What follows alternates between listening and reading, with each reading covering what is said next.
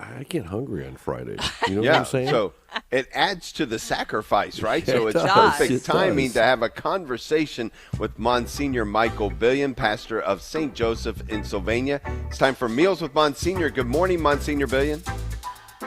Good morning. Happy Friday of Lent. Hello, hello. Good to be with you. Good to be with you. You're absolutely right when you say that when we fast and abstain, it makes us hungry. That's what it's supposed to do. Amen to that. I'm doing it right supposed then, to huh? Then you are, Ron. Woo! You're not supposed to just create a physical hunger, but a spiritual hunger for the Lord. The experience we feel when we are hungry, and usually, trust me, none of us go hungry.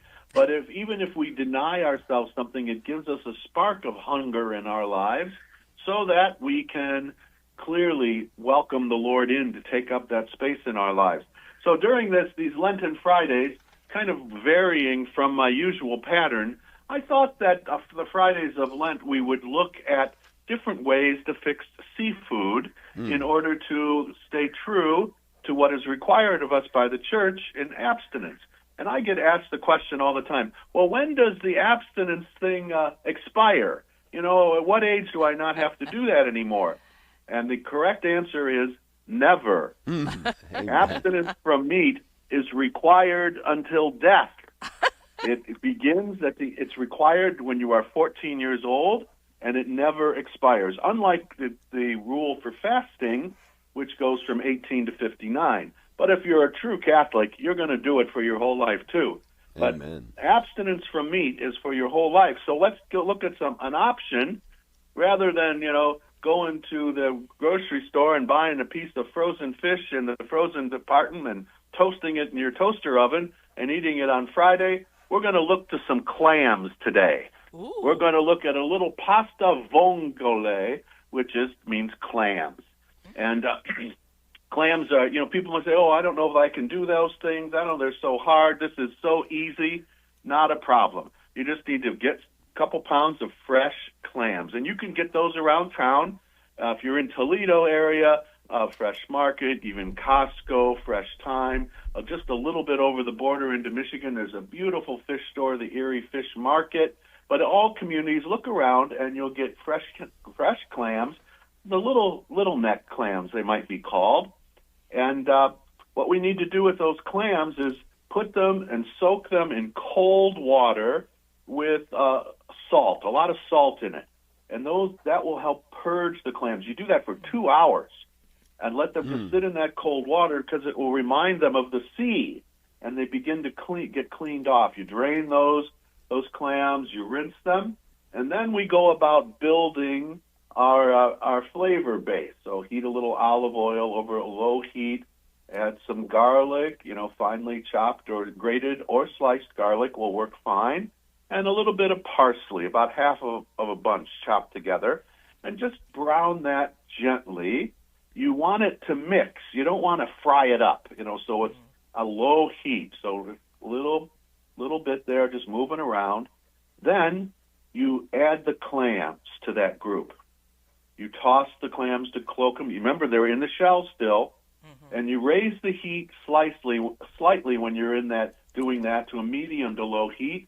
Add a little splash of water, cover it, and cook for about 4 or 5 minutes.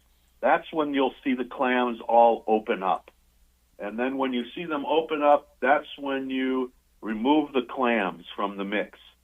Strain the liquid that's there, but strain it with a very fine mesh. So sometimes you can get those little hand colanders. Some have big holes, some have tiny holes. Use the tiny one, or just simply use some fine cheesecloth. And this is a very important step. Let it drain. The juices drain through there, because if there's any grit left, that will keep the grit from being in the liquid that we're going to reuse there. Then you have to cook up your pasta.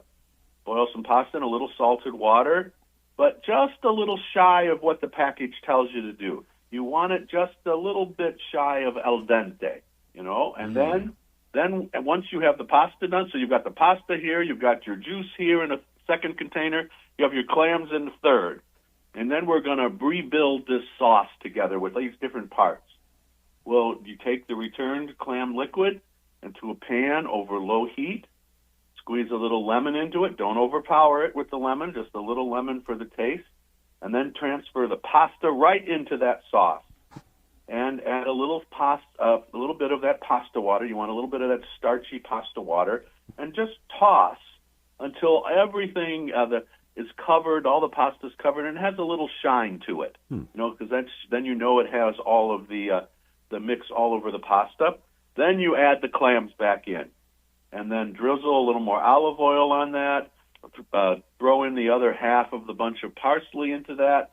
And if you tasted the sauce a little bit, if it needs a little more salt, put a little more in, a little more pepper. You can put some more pepper in, and then just enjoy it. Put that into a nice bowl. You pick the clams up, the shell and all, and eat the inside of the clams and throw it aside and twirl that pasta around your fork and just enjoy it. A beautiful way to stay true to the instructions of the church to abstain from meat on a Friday, and a very easy way to do it, and a little bit different than just a little piece of fish. Yeah, sounds so, Pat, delicious.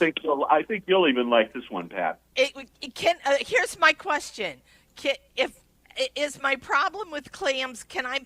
Is there a possibility I can make them rubbery when I cook them? That's why you don't cook them very long. You remember what I said? Yeah, Only I'm about trying. 4 to 5 minutes. Okay. Don't overdo it, Pat. That's I know what you makes- like to overdo it when you cook things. I do. You know that about me. So that's the problem, right? Is that if they're rubbery, I've any of cooked those them too seafoods, long. Yeah, Okay. you cooked them too long. As soon Okay. as you see Follow those the clams recipe. opening, the recipe's on the website already, I know. Yeah, so look at it it there is. and follow the rules, Pat. Follow the rules. Well, now see, that's different from what you say sometimes. You say just throw stuff in there. Yeah, that's right, There yeah. are no rules. So see, now I'm getting No, confused, Monsignor. Those are spice additions. Okay. But when it comes to cooking length, and particularly with seafood, stick to the timeline. I will give it my best shot. Now, I haven't had clams like in forever, and so Yeah. can you kind of tell the audience what do they taste like? Do they taste like chicken? What do they taste like? Can you explain? No, the they taste? do not taste like chicken. They taste Okay. like clams. I will tell you, if you have had mussels before, they are sweeter. That's a sweeter meat than mussels. It's a more let me just say solid meat than mussels, because mussels can be a little flexible. If you have had a good piece of shrimp, the consistency of the internal part of the clam is that kind of consistency. Okay. A little sweeter. They're smaller, Ooh. so they're smaller than mussels. Because you were looking at long neck clams. They're the little ones. They're not the big, not a big thing like an oyster.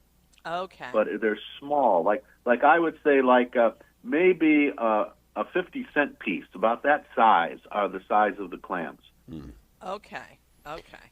And Right? is there a better But what place? enhances the taste of that, of course, is the sauce.